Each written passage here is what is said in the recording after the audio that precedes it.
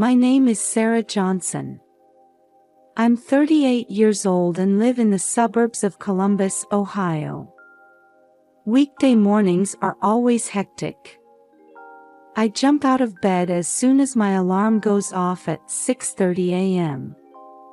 My husband Michael, 42, has already finished getting ready for work and is sipping coffee in the kitchen. Good morning, Sarah. Looks like another busy day ahead, he says. Yes, but I'll manage. I'm used to it by now, I reply. I work at a local advertising agency. The job is demanding, but fulfilling. After a hurried breakfast, I head upstairs to wake our 17-year-old son, Ethan. Ethan, time to get up, I call out. Just a little longer. He mumbles. Ethan is a high school senior. With college applications looming, he's been under a lot of stress lately. He's had anxiety issues since he was young, and his symptoms tend to flare up when he's feeling pressured. Did you take your medication? I ask. Yes, I'm fine, Ethan answers, rubbing his sleepy eyes. We've been dealing with his anxiety as a family. It took Michael some time to understand our son's condition, but he's supportive now. After finishing our morning routines, we all head out separately. Michael works as a middle manager at a large pharmaceutical company. Ethan takes the school bus, and I drive my own car to work. In the evening, when I return home after finishing work, we gather as a family for dinner. Tonight's menu is Ethan's favorite, lasagna. We sit around the table, sharing stories about our day. Ethan, how was your day? Are you making progress with your college applications? Michael asks. Yes, I'm getting there, Ethan answers, looking a bit tense. My husband and I have high hopes for our son's future. Michael, in particular, seems keen on Ethan attending his alma mater, Ohio State University.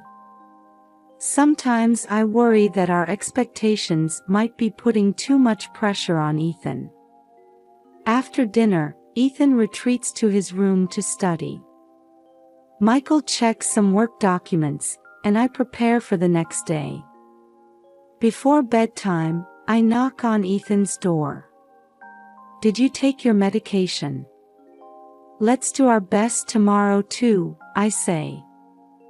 Yes, thanks, he replies. It's a peaceful routine. But little did we know that this tranquility was about to be shaken to its core. On Friday afternoon, I left work early to head home. I had a big presentation coming up over the weekend and wanted to focus on preparing at home. As I drove, I was thinking about what to make for dinner. Should I make tacos, Ethan's favorite, or steak, which Michael loves?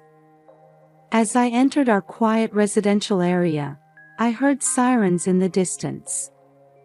I wonder if someone's fallen ill, I thought as I continued driving. But as the sound of sirens grew louder, a sense of unease crept over me. As I approached our house, I was stunned by the sight before me. An ambulance was parked in front of our home, with paramedics bustling about. My heart began to race. I hastily parked the car and rushed to the front door. It was wide open, and I could hear voices coming from inside. Ethan.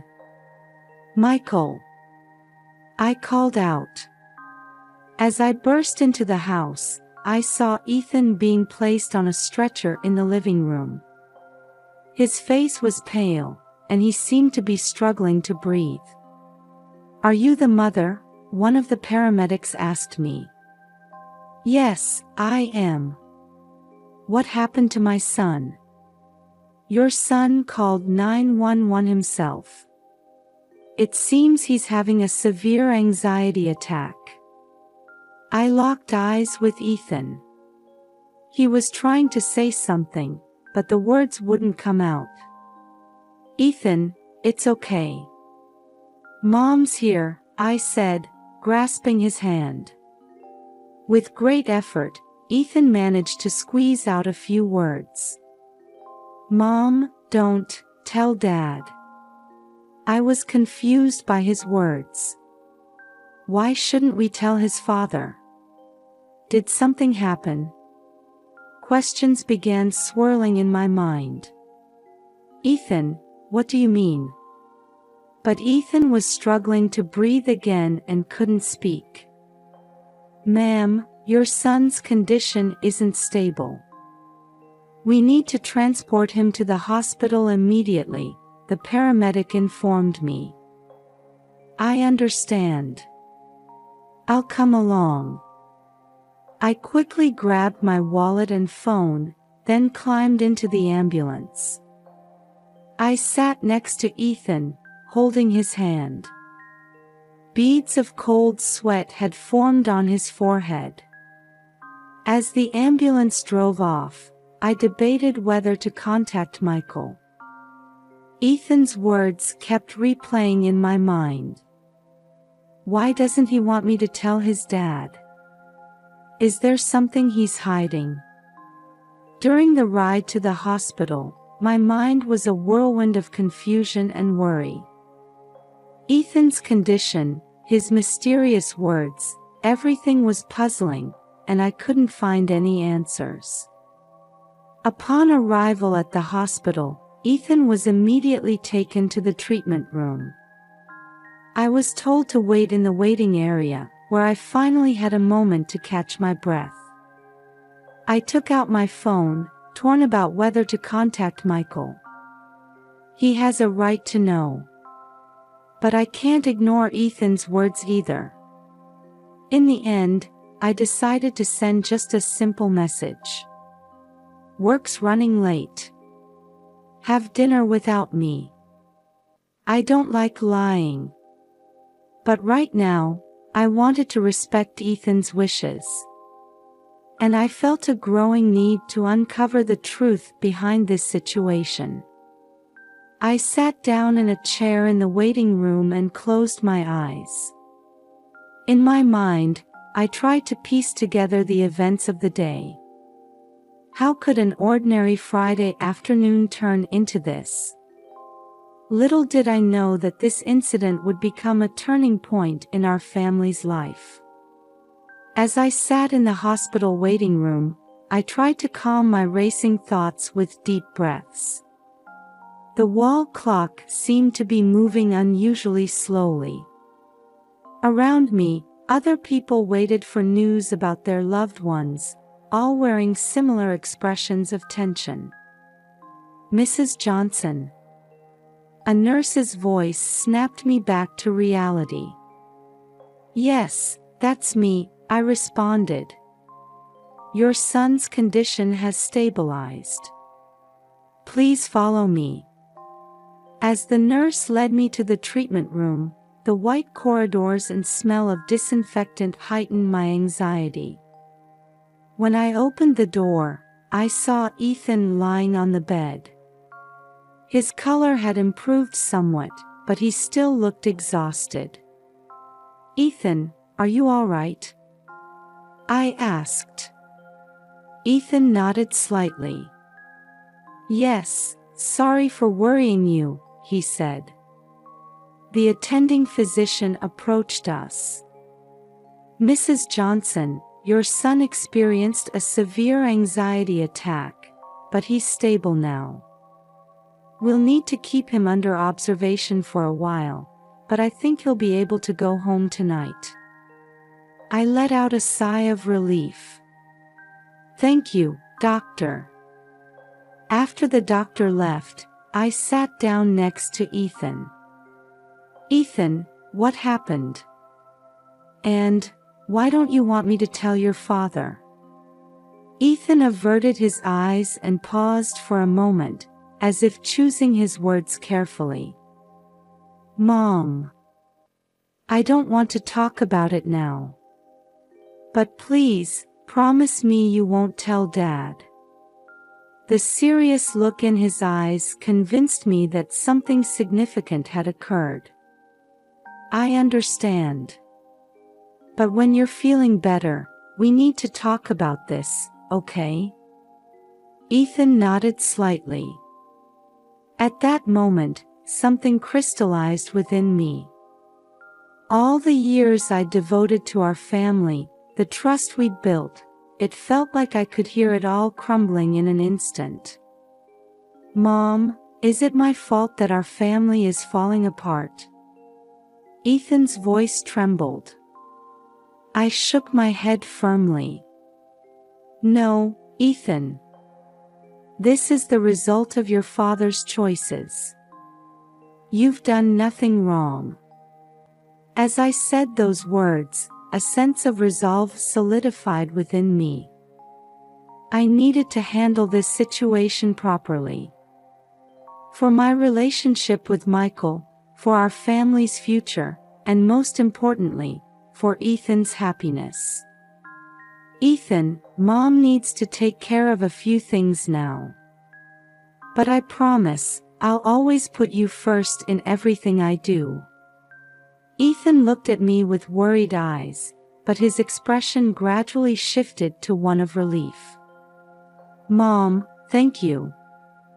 That night, Ethan was discharged from the hospital.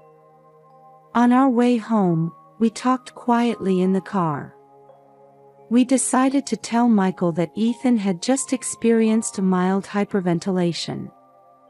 Now that I knew the truth, I wasn't sure how to face Michael. The next morning, I woke up early and headed to the living room. Michael was still asleep. As I brewed coffee, I tried to organize the events of the past day and plan my next steps. First, I needed to gather evidence. I had to confirm the photos Ethan had mentioned. But accessing Michael's computer might be challenging. Next, I needed legal advice. If I was considering divorce, I'd need to consult a trustworthy lawyer. Most importantly, I had to take care of Ethan. I needed to minimize the impact of this situation on him. As I formulated my plan, a whirlwind of emotions churned in my chest. Anger, sadness, the pain of betrayal. But I couldn't let these feelings overwhelm me. I had to act calmly and wisely. First, I sat down at the computer. I searched for reputable divorce lawyers in the area and sent an email to schedule a consultation. Then, I checked the websites of private investigation agencies to understand how to request an investigation. Before Michael woke up, I got ready and left the house. On my way to the lawyer's office, I sent a message to Ethan. Mom's going out for a bit. Call me if you need anything. The meeting with the lawyer was more reassuring than I had expected. Jennifer Brown, the attorney, understood my situation and provided level-headed advice. Sarah, gathering evidence is crucial. We need to collect as much information as possible, proof of infidelity, documents showing the existence of a hidden child, and so on. I nodded, taking notes. Also, we need to check your financial situation. Make sure you have a clear understanding of all assets, bank accounts, real estate, investments, everything. Jennifer explained in detail about my rights and the procedures ahead. As I listened, I felt my anxiety gradually easing. We'll file for divorce mediation once we have all the evidence. There's no need to rush. Let's proceed carefully for the sake of your and Ethan's future. After leaving the lawyer's office, I made my next decision. I needed to check the contents of Michael's computer. But how? When I returned home, Ethan greeted me with a worried look. "Mom, are you okay?" I hugged my son. "Yes, I'm fine." "Ethan, let's talk." We sat on the living room sofa, and I explained my plan to Ethan. I told him about the possibility of divorce, the need to gather evidence, and most importantly, that his feelings were my top priority. "Ethan, things might get tough from now on. But Mom will protect you. We'll get through this together." Ethan nodded silently and gently squeezed my hand. "Mom, I'll do my best too. I'll help with Dad's computer." His words brought tears to my eyes. I was deeply grateful for my son's strength and kindness. The road ahead won't be easy. But I believe that if Ethan and I walk it together, we can overcome anything. With that belief, we began preparing to take our first steps into our new life. 6 months have passed since Ethan and I took our first steps into our new life. During this time, we've faced many challenges, but we've overcome them by supporting each other. Gathering evidence was more difficult than I had anticipated. Extracting data from Michael's computer required Ethan's help. His courage and determination touched my heart many times. The divorce mediation dragged on, leaving us mentally and physically exhausted. At first, Michael tried to deny everything, but when confronted with the evidence, he seemed to give up. "Sarah, can't we resolve this through discussion?" he pleaded. Seeing Michael's imploring face, I momentarily recalled our past affection. But when I thought of Ethan, my resolve strengthened. "It's too late, Michael. This is the path you chose." Eventually, the court granted our divorce, with property division decided in my favor. I also received a reasonable amount of alimony. This outcome stirred complex emotions in me. Rather than feeling victorious, I felt a momentary sadness as I realized the end of our 20-year marriage. Meanwhile, Michael's life took a sharp downturn. I heard that when his mistress learned about the significant reduction in his assets, she left him. At work, he was reportedly demoted because of this scandal. "Mom, I feel a little sorry for Dad," Ethan murmured one day. His words warmed my heart, reminding me of my son's kindness. "I understand. But this is the result of life choices. We need to look forward and move on." Our new life began with an unexpectedly refreshing feeling. We sold the condo and moved to a small house in the suburbs. There's a small vegetable garden in the yard, where Ethan and I started growing vegetables together. "Mom, this tomato is so sweet and delicious," Ethan exclaimed, biting into a tomato he had harvested. Seeing him like this filled me with genuine happiness. Ethan also successfully navigated his college applications. He was accepted into his first choice, Ohio State University, where he decided to major in environmental science. "Mom, I want to contribute to solving environmental problems," he said, his eyes shining with determination. I felt proud seeing his passion. I, too, began a new challenge. After the divorce, I left the advertising agency and started studying to become a counselor, a long-held dream of mine.